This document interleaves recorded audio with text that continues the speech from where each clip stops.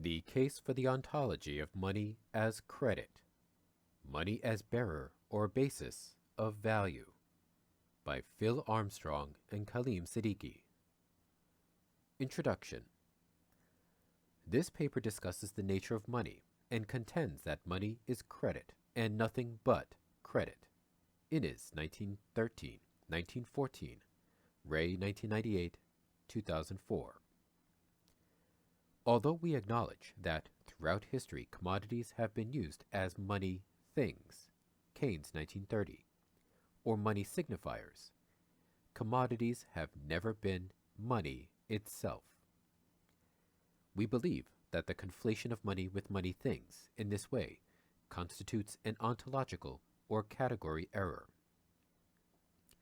The argument that commodity money evolved as a cost-saving invention designed to improve the efficiency of trade is closely associated with economists who emphasize the presumed innate desire of man to truck and barter, Smith, 1776, and the importance of market forces, notably the Austrian and the neoclassical schools, as opposed to other groups who focus upon history, institutions, and, importantly, social relationships and their associated power and inequality.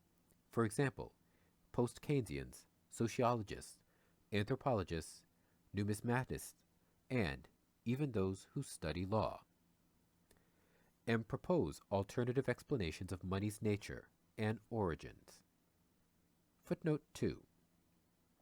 Notable advocates of alternative versions to conjectural histories from a range of disciplines: Goodhart, 1998, Ingham, 2004a, 2004b, Polanyi, 1966-1968, Grierson, 1977, and Desan, 2014.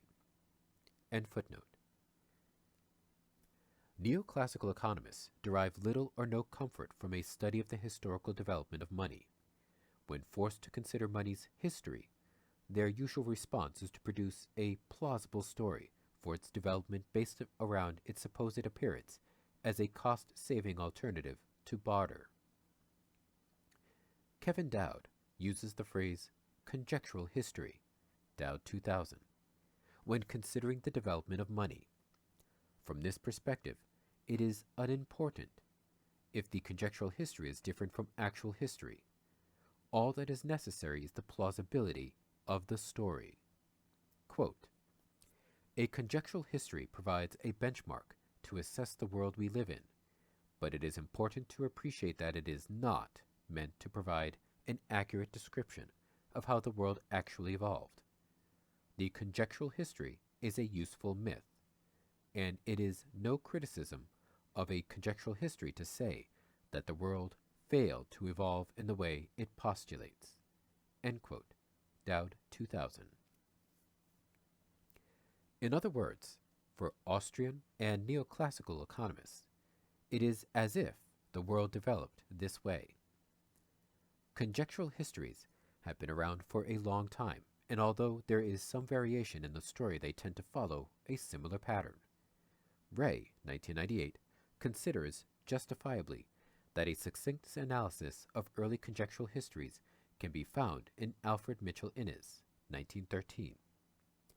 Before providing a thorough critique of the story and discussing the credit theory of money, Innes provides an excellent summary. According to Innes, the story goes as follows. In primitive economies, exchange was based on barter, but as societies developed, efficiency was improved by the introduction of one commodity as a means of exchange. This commodity also served as a unit of value. A wide range of different commodities have been used in different societies at different times, but eventually precious metals emerged as the most efficient variant. A fixed quantity of a metal, typically gold or silver, of known purity, became a standard of value, and this standard should have been guaranteed by rulers. Footnote 3. Goodhart, 1998, argues that the role of precious metals is seen as critical in the orthodox view, associated with neoclassical and Austrian economists, whereas support for the chartalist or nominalist alternative comes from post-Keynesians and those in different disciplines, notably anthropologists, numismatists, and historians. End footnote. However, when the authorities took control of the system, they exploited it to their own ends by debasing the currency.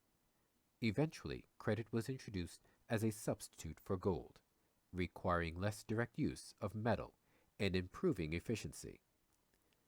In what follows, we provide, though not in precisely this order, a critique of mainstream orthodox theory, neoclassical in form but Austrian in some of its origins, the Marxian position as a commodity theory variant, and set out by contrast key components of state theory and credit theory in order to make the case that the latter two accord more with history and conceptual coherence.